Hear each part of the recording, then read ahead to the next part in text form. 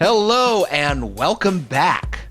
So in the last episode, you saw me dig the car out of the snow. I also changed the fill filter so I can do the minimal amount of work to start the car. Got a bunch of codes and I cleared those codes.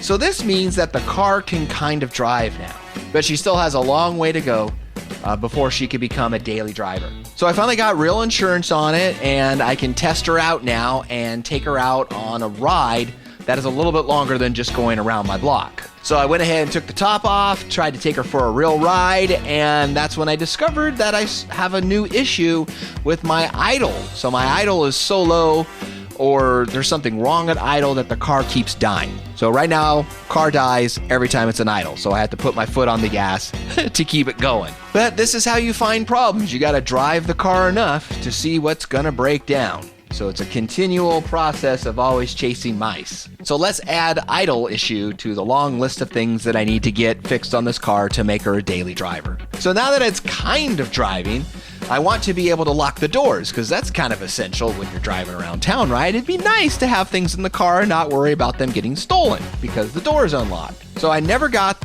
the door keys from Tom.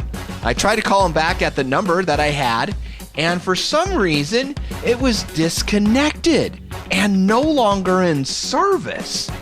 It's almost like he got a phone, a burner phone, just to sell the car. Seems very suspicious. But anyways, I don't have a key now for the doors. Thanks, Tom. So I figured I could just take it to a local locksmith, take the lock cylinder out from the door handle, and they can make a key for me, because I've done that with other vehicles before. So I decided that the best thing to do would be take the lock cylinder out of the door. To get the lock cylinder out of the door, you have to completely remove the door handle. It was a pain in the butt. I didn't document this process. I wouldn't recommend doing it this way.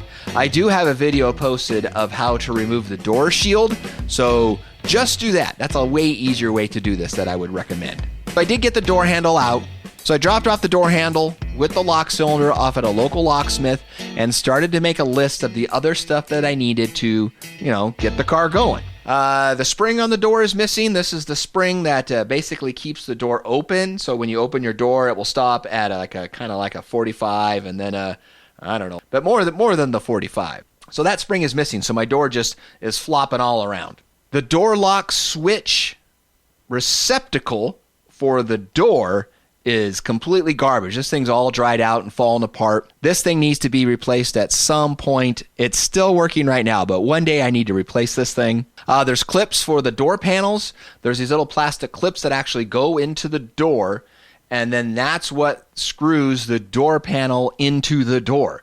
So these are little plastic white clips. They also make them, I believe, for C3s as well. So this part's been around for a long time. They just sell them in like bags of 10 or 20, something like that. So those are really easy and cheap to get those. So I just used some weather strip adhesive and glued that into the door. The driver door actuator actually works. What? So I don't have to replace that. Oh, and the door light's missing. This is the footwell light, puddle light, whatever you want to call it. When your door's open, it's supposed to shine down onto the ground so you can see outside. And when you have the door closed on the inside, it also gives you interior light as well. So this is completely missing, so I need to put that on the list. The rain guard's also missing as well. It's gone completely. The only thing I could find is a whole set sold in pairs, and they're made out of foam. They're not made out of plastic. So I just went ahead and got a set of these. In retrospect, you could probably just get some plastic and cut it, and that would probably work just as well, if not better than these foam ones. So, foam ones are kind of dumb. And then later that day, I heard from the locksmith, and they said they could not get the lock cylinder out of the door lock. I don't know why. When I looked in the Chilton manual and the factory service manual, it seemed like it was a pretty simple process to get that lock cylinder off. I just assumed they would know how to do it better than I, is why I left it all together. But they couldn't do it. And the locksmith suggested that I use a lock cylinder from the glove box. from the center console. And I was like, oh, duh. That's way easier to get that lock cylinder out. So if you ever need to get keys made, yeah, take out your glove box center console lock. Way easier to get to. Same exact key. So I took that one out, took it to the locksmith, and they were able to make a key, no problem. So now, after I put my door back together, I will be able to lock my doors. So once in a while, I do have to, I guess, essentially give up. And I do take my car to a shop once in a while when things just seem to baffle me and I can't figure it out. Or I don't have the time or for whatever reason. So I did take the vet to the shop, local guys that I've been using forever for various things. And I hope they can help me with the idle problem because there's no codes and I'm pretty sure it's a computer problem, something you have to do to adjust the idle. I don't know. I didn't want to mess with it, but it needed work. So not long after I dropped it off, they called back and said, of course, they can't even really look at it and figure anything out because of the huge, massive exhaust leak that I have. So to them, hey, it's not supposed to have an exhaust leak, so it's my O2 sensors and everything aren't going to be reading right, so that could be causing the problem to begin with. So I need to fix that first.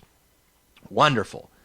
Said basically that it needed a gasket for the exhaust manifold to the exhaust pipe. Gasket was missing. I'm like, wonderful. Now they also said that the suspension needed work as well. Yay! More stuff to add to the list. So I did a little plastic welding with the door handle bezel. It's not too bad of a repair. I bet I can make this look pretty good with some filler and some paint. So I went ahead and put the car on ramps to try to figure out the exhaust leak. So now I can finally get under this thing and see what's going on. Looking at the exhaust manifold to the exhaust pipe with my mechanic's mirror, I noticed that there was a huge gap in the front of it. So maybe it's just a fitment problem and not a gasket problem. So I went ahead and pulled the exhaust. It's super simple. There's just 2 nuts on the exhaust manifold that you have to take off on that side of the car and a couple in the back after the Y pipe, and the thing just completely drops out. So with these things out on the ground and I'm looking at them, I think the problem is the pipes are actually at the wrong angle, that there's no gasket on the inside at all. These are just a flange fitting. So I don't blame the shop for not knowing this. I mean, they're not a Corvette or a muffler shop. So, and I do have cars that have an exhaust gasket there. So I thought that they were correct as well. So what is wrong with them? This is when I remembered a story that Tom told me when he was selling the car. Because he also included some pipes that didn't have a catalytic converter on them. So I went ahead and took those with me as well. That's the only extra thing I got was a set of straight pipes for some reason. And I said, well, I can't really use these, right? He's like, no, it's super easy. You just cut them and swap them out. It's no problem at all to switch these things. So what happened was Tom did cut these pipes at one point, and they were not welded back together at the correct angle, so there was a huge hole in the front of the flange, so it wasn't making a connection. So he had to have known this when he sold me the car. Thanks, Tom. Well, I have a grinder, and I have a Harbor Freight welder that I haven't used yet, so how hard can this be, right? So I cut a section out of the top of the pipe with my grinder, and then I was able to then bend the top of the pipe backwards or towards the rear of the car to change its angle. Now this is the angle that it should be at, I believe. So I went and I test fitted it in the car, put it back in the car, lifted it back up and looked at the fitting, and this time the fitting was closed the way it's supposed to be. So now I just need to do this on the other side, cut it out, bend it back, and then try to fill it with weld. So this isn't the prettiest job in the world. Like I said, this is the very first time I have ever really even tried to weld, and it's not that bad, honestly. I did get it sealed back up. It doesn't look great, but to this day, these welds are still holding up. I also changed, since I had the car lifted up, I also changed the second fill filter on this thing. There was another AC screw-in filter, like a canister filter, that is on the return line. I went ahead and replaced that one too. So now both my filters have been replaced. So I was hoping both of these fixes would eliminate my idle problem where it keeps dying at idle, But alas, it did not. So I did fix the idle problem by doing it the brute force way. I just went ahead and there's a set screw that's on the intake. So I just went ahead and churned that in a tiny bit to raise the idle, and problem solved. Now I know this isn't the correct way. This is temporary. One day I'll go back and fix this issue as well. And another news, I finally got my used original owner's manual in. I bought this so I can figure out what all the different switches do inside this car, because I'm really not 100% sure. And I spent more time patching some more cracks on the handle door trim panel. I don't know why I spend so much time on these little things sometimes. They're fun, but they really don't make a lot of progress in the huge scope of things. I don't know. All right, so next on the agenda is getting the door springs that keep the door open installed. So I haven't been able to find any good videos on this, so I'm just going to make one. I deciphered the instructions on the Eckler's Corvette website. Usually their stuff is okay. You know, I usually go there for the Tri-5 Chevy stuff and get their instructions, but obviously there's a big difference between those instructions and the Corvette stuff, because, you know, they took over, what was it, Classic Chevy or Chevy International or something like that, and Eckler's bought it and took over all their instructions, and those were good instructions. C4, not so good. So this is what it looks like when it's completely out. Let me show you what the passenger side looks like. That's actually in. And it's pretty simple. So this is how it's supposed to work. It's got the little part down here on the bottom with the indentation on the side, and the rest of this is just a simple little S. The way that the door works, so if you want to watch it, is it just barely even moves, just like that, at these two pivot points. And so I thought the spring actually was like a tensioner, and it actually bent and had like torsion bar kind of properties to it, but nope, it just sits here and just barely moves back and forth. So this is what it looks like installed. So it's just this S. All you have to do is get your new spring, push it down really far, and then push it back up so it locks down here in the bottom. The other thing that would probably help you out a lot too, is because you're gonna have to hammer it up, is to loosen your battery tray. There's a couple screws here on the top, a couple screws here on the side. There are these weird torque bits that you have to use for it. And there's one more screw, funky screw, down from the bottom that you have to get to in a weird way. So this should be good enough here, where you just leave the two bottom ones installed, and that should give me enough room to get in here with a hammer. If not, I'll just go ahead and take it off the rest of the way. Okay, so I'm gonna do my best because it's super bright outside right now. What I noticed is the driver's side and passenger side are kind of upside down from each other. Where on the passenger side, the big hook is on the top and the rollers are on the top. On the driver's side, the big hook's on the bottom and the rollers are on the bottom. So got two pins, two slots right here. The main bar is going to go in the big slot. The big hook goes in the front because that is what the rollers are going on. And in the back goes this little flat part. So all I need to do is get this in here, and actually it's going to be a little bit higher, go into that hole, like that. And I might have to open the door a tiny bit. So let's see. Oh, there we go. Okay. This part's in, that part's in.